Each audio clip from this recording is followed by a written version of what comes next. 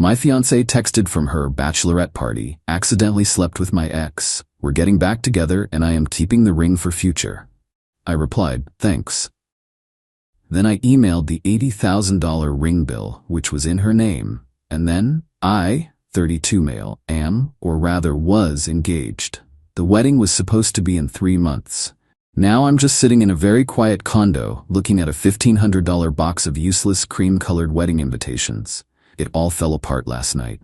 Thursday, 11:17 p.m. My fiancée Miranda, 30, was in another city for her bachelorette party. It was a 3-day weekend thing with her friends, led by her maid of honor, Becca. I was fine with it. Honestly, I was enjoying the quiet. I was probably half asleep playing a video game when my phone lit up. It was a text from Miranda. Miranda, hey, so this is super awkward lol, but I ran into Julian. Ended up back at his hotel and we accidentally slept together. It just made me realize I'm not over him. We talked all night and we're getting back together. Sorry, this is so last minute. We're flying to the coast tomorrow, so I won't be back. I stared at that. Accidentally slept together. No. Sorry, this is so last minute. My stomach didn't drop. I didn't get angry. It was cold. Like my entire circulatory system just got an anti-freeze flush. I read it 3 or 4 times. Then the follow-up text came through as I was still processing the first one.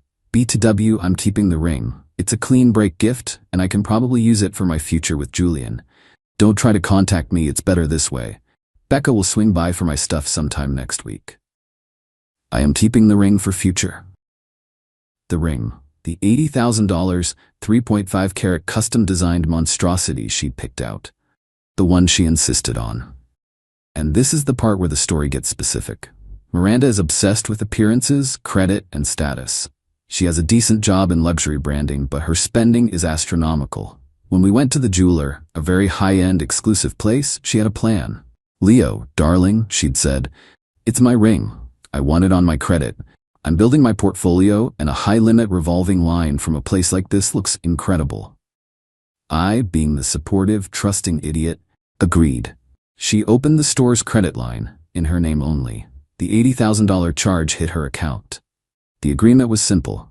It was her debt, her status item, but I, as her fiancé, would gift her the monthly payments. I set up a recurring $2,500 month payment from my bank account directly to her jeweler credit line. We'd been paying it for 4 months. I looked at her text again. I am keeping the ring. I typed back one word. Me thanks. She must have been confused by that, but I didn't care. I opened my banking app, found the recurring payment of $2,500 labeled Miranda Ring. Canceled it, effective immediately. Then I opened my email. I pulled up the most recent statement from the jeweler. I attached the PDF to a new message to Miranda. Subject, our arrangement body. Per your text, our arrangement is over. This is all yours now. Thanks. I hit send. Then I got to work. It was almost midnight, but I felt wide awake. Condo. We live in my condo. I bought it 5 years before I met her. My name is the only one on the deed and the mortgage. She pays me a small, under-market rent for her half of the utilities. I changed the smart lock code on the front door. Lawyer. I emailed a lawyer my brother used for his divorce. Need immediate consultation re broken engagement, cohabitation, and asset protection. She is not on the deed. She has left the state with her ex. Please call me. Wedding. I opened our shared wedding spreadsheet. Caterer, $20,000. Venue, $30,000. Band, $8,000. We'd already paid non-refundable deposits on all of them, totaling around $15,000, all from my accounts. That money is just gone. Vaporized. I spent an hour emailing every single vendor. Per the dissolution of my engagement, I am canceling the event scheduled for date. I understand all deposits are non-refundable as per our contract. Please confirm cancellation. The only shared thing we had was a streaming service bundle, which was in my name. I logged out all devices and changed the password. By 2 a.m., I was done. I looked at the box of invitations on the dining table. I picked it up, walked it to the building's recycling chute, and dropped it in. I slept for 3 hours. Woke up, made coffee, and saw my lawyer had already replied, asking for a 9 a.m. call. The silence in the condo feels good. But I'm out $15,000 in deposits, plus the $10,000 I'd already paid towards her ring. It's a $25,000 lesson in trusting the wrong person. But the real show, I suspect, hasn't started. The next ring payment is due in 5 days. She's currently on a plane to the coast with Julian, probably admiring her $80,000 ring, not realizing her credit line is about to send her a very polite, very firm payment due notification. And I'm just waiting. Update 1: It's been 6 days. The quiet period is officially over and the entitlement has made landfall. My lawyer Alex has been fantastic. He confirmed that since she's not on the deed, she has 0 rights to the condo. She is a tenant at will. And since she sent a text message stating her intent to not return, she essentially abandoned her tenancy. He still advised sending a formal certified letter to her last known address, my condo, and her parents' address, giving her 30 days to retrieve her documented belongings or they would be considered abandoned. We did that immediately. The first 5 days were blissfully silent. I dealt with the fallout. I called my parents and my brother. They were shocked, then furious, then supportive. My mom cried a little, not for Miranda, but for the $15,000 deposit I lost. Then came Tuesday, payment due date. I was at work, trying to focus on a quarterly logistics report, when my phone started vibrating on the desk. It was Becca, the maid of honor. I let it go to voicemail. Voicemail: Leo, hey, so Miranda is having some kind of issue. Her card got declined at dinner, and she got some email from the jeweler saying her payment is late. She's freaking out. She said you always pay it. Did you forget? Can you just pay it? This is really embarrassing for her. Julian had to pay for dinner. Call me. Embarrassing for her. I deleted the voicemail. An hour later, Miranda's mother, Celeste, called. I knew I had to take this one. Celeste is a piece of work. Leo, darling, she started, her voice full of fake sugar. I'm hearing some very confusing things from Miranda. She's on her trip, just relaxing before the big day. Celeste, I cut her off. There is no big day. Miranda ended our engagement via text message last Thursday. She's with her ex, Julian. The line went silent for a solid 10 seconds. Well, she finally said, her voice turning sharp. That's a discussion for later. The immediate problem, Leo, is that you seem to have forgotten a payment. Miranda is very distressed. She got a notification about her credit. You know how important her credit is. You need to fix this now. There's nothing to fix, Celeste. The ring is her property. The credit line is in her name. My gift payments were contingent on the engagement, which she terminated. A gift? She scoffed. Leo, you're not a child. You can't just take back a gift. You promised to pay for that ring. You are obligated to pay for that ring. It was part of the engagement. You're trying to punish her for a little wobble. A wobble? She's on the coast with him. She told me she was keeping the ring to use with him. She can pay for it. Leo, you are being unbelievably petty and cruel, she shrieked. She doesn't have $2,500 a month just lying around. You know her budget. Julian certainly can't afford it. You've trapped her. I've trapped her. By stopping payment on a debt she opened for a ring she is keeping to be with a man she cheated on me with. The logic was breathtaking. Celeste, this conversation is over. From now on, Miranda and you can direct all communication to my lawyer, Alex. A lawyer? A lawyer? You're bringing lawyers into this? Over a ring? No, over her abandoning her tenancy and to schedule the retrieval of her belongings. He'll be happy to discuss the ring with her lawyer, too, if she'd like. Goodbye. I hung up and blocked her number. The main event happened at 8 p.m. last night. I was watching TV when my building's intercom buzzed. It was Miranda. She was back. And she was not happy. Intercom. Leo, open the damn door. The code isn't working. I picked up the intercom receiver. All communication goes through my lawyer, Miranda. You're not on the lease. Intercom. What the hell are you talking about? My stuff is in there. My clothes, my laptop. Open the door, you psycho. You abandoned your tenancy. You need to schedule a pickup time with Alex. He's available tomorrow between 10 a.m. and 2 p.m. for a civil standby. A civil standby? Are you kidding me? I'm calling the police, you abusive ass. Okay. I hung up the intercom. Sure enough, 30 minutes later, 2 police officers were at my door. I buzzed them into the building lobby and met them in the hallway. Miranda was there, teary-eyed and furious. Julian was with her, looking smug and holding her hand. Sir, we got a call about an illegal eviction, the older officer said, looking tired. This lady says you've locked her out of her home. Good evening, officers, I said calmly. This is my condo. I am the sole owner. I handed him a copy of my deed, which Alex told me to keep handy. Ms. Miranda here was my fiancée and a tenant at will. Last Thursday, she sent me this text message. I showed him the phone. The text about leaving, not coming back, and taking the ring. This text states her clear intent to abandon the residence, I said. My lawyer has already sent a certified letter for her to retrieve her belongings, which I have not touched. She needs to schedule a time. The officer read the text. He read it again. He looked at Miranda. Ma'am, this text says you're not coming back. He's twisting my words, Miranda wailed. I was emotional. He's punishing me. He's stolen my ring. Julian stepped up. Yeah, man, he's holding her $80,000 ring hostage. I have not, I said. She has the ring. She's wearing it. The cops looked at her hand. There it was.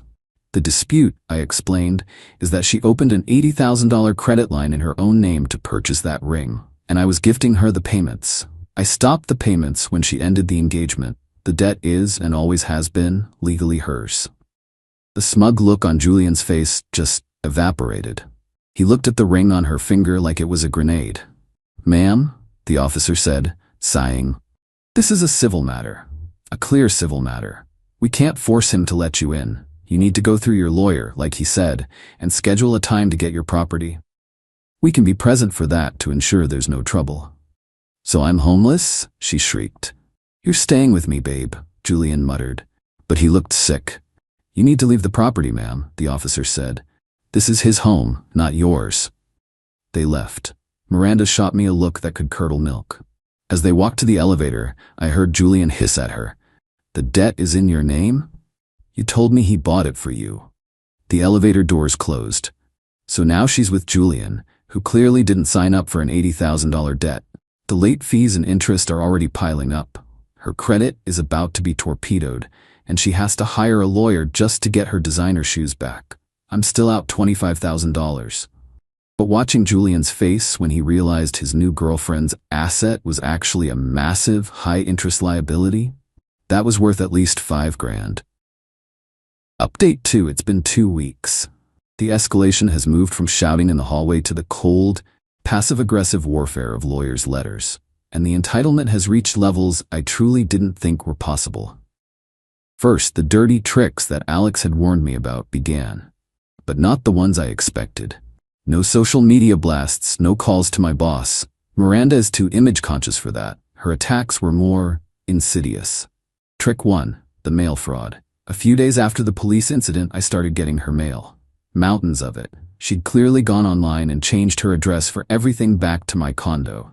Credit card statements, plural, fashion catalogs, subscription boxes. It was a deliberate attempt to re-establish tenancy, a paper trail to prove she lived here.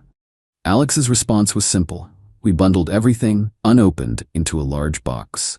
Wrote, "Return to sender. Recipient does not reside at this address on everything," and mailed it back. We also sent a formal letter from Alex to her, CO her parents' address, where she's apparently staying, stating that any further mail sent to my address would be considered harassment and we would file a formal complaint. Trick 2. The sympathy play. I got an email from our wedding photographer. Dear Leo, I was so terribly sorry to hear about the cancellation. I've been in touch with Miranda, and she explained the situation and how you've been struggling. As I know, the $2,000 deposit is non-refundable. I'd like to offer a compromise. I can credit that $2,000 towards a new beginnings photo shoot for Miranda and her new partner. She seems so happy, and I just want to support her during this difficult transition. She had called our vendors, played the victim, and was trying to transfer my lost deposit to a photo shoot with Julian. Alex shut this down with a single email. My client's deposit is not transferable to Miss Miranda or her new partner. Any attempt to repurpose my client's funds for her benefit will be considered conversion. The cancellation stands as per the contract. The photographer apologized immediately, saying he'd been misled. Trick 3. The big one. The legal demand. This is where it gets truly wild. Alex received a formal demand letter from Miranda's new lawyer. I'm summarizing, but this was the gist. Unlawful eviction. She claims my changing the locks was an unlawful eviction, and that her text was written under duress and emotional distress.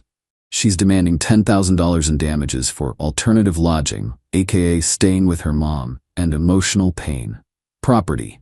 She's claiming half the furniture in the condo, the high-end sound system, and a piece of art I bought 2 years ago, claiming they were all gifts to her. The ring, this is the best part. She admits the credit line is in her name. However, she claims I fraudulently induced her into opening it with a verbal contract to make all payments.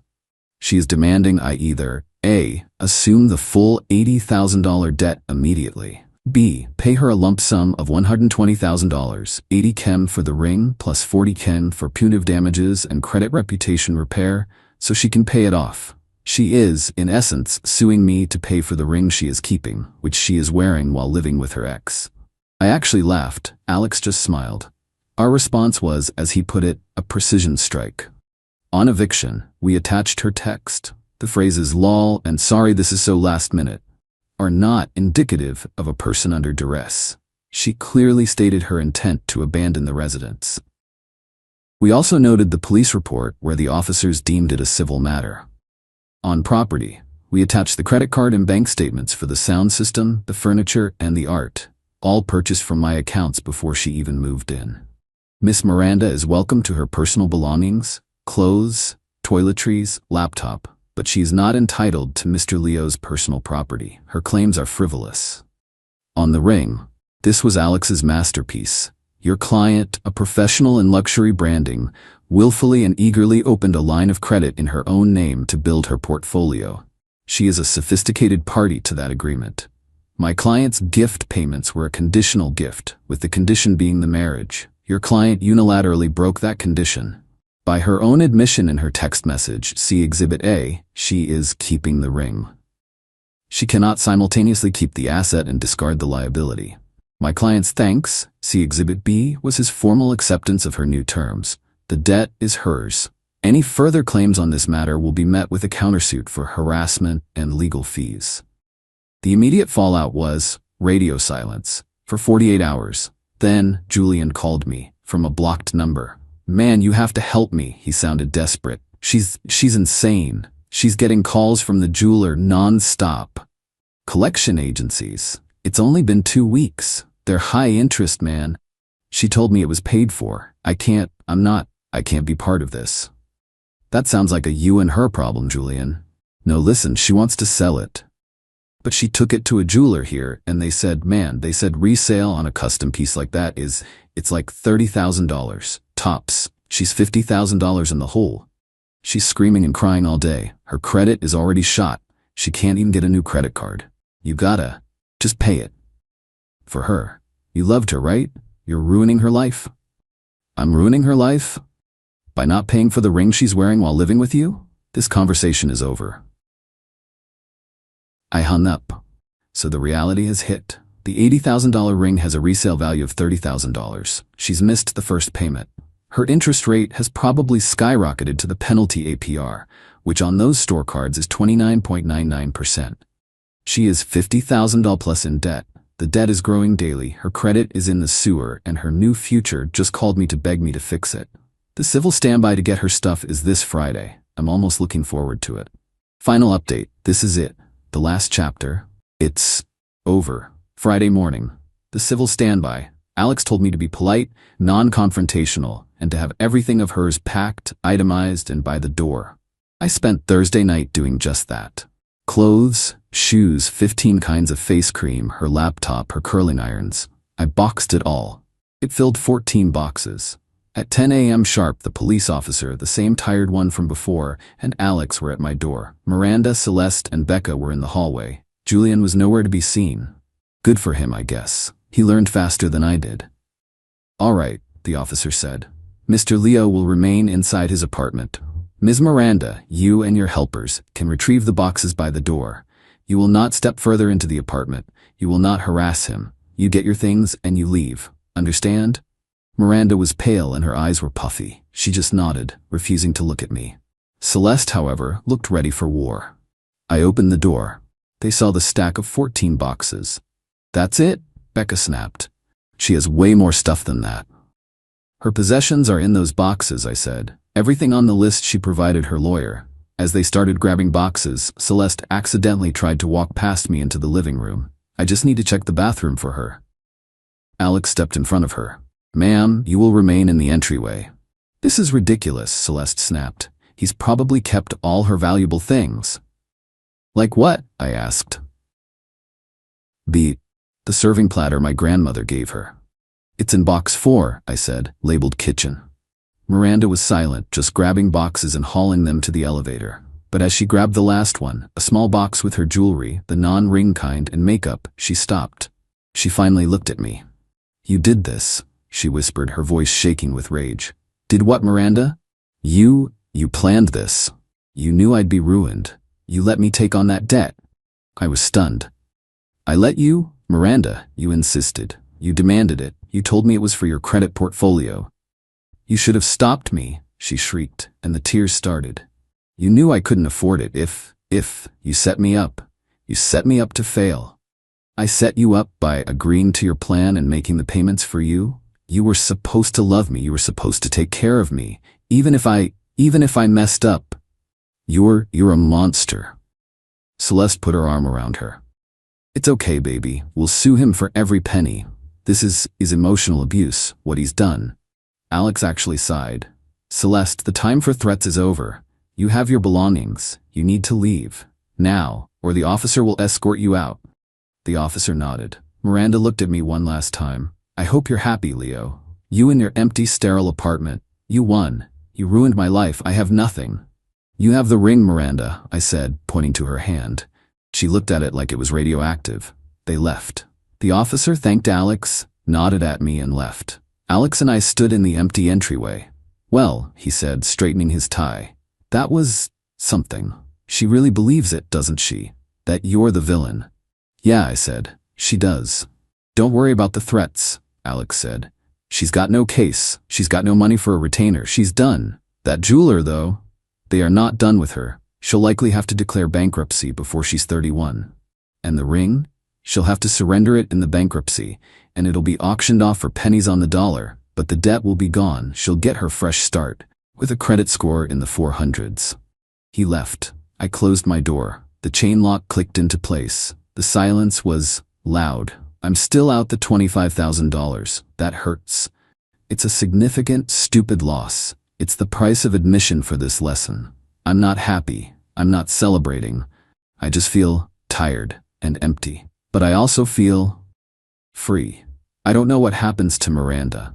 I heard from my brother, who heard it from a friend, that Julian blocked her on everything. Her mom is apparently trying to take out a second mortgage to pay the jeweler, but they won't settle. They want the full amount plus fees, which are now approaching $6,000 in interest and penalties. She's trapped in a prison of her own design, built on status and entitlement. I won, I guess. But it doesn't feel like a victory. It just feels like the end. I'm taking a week off work. I'm going to paint the living room. Then I'm going to see my parents. I'm done with this.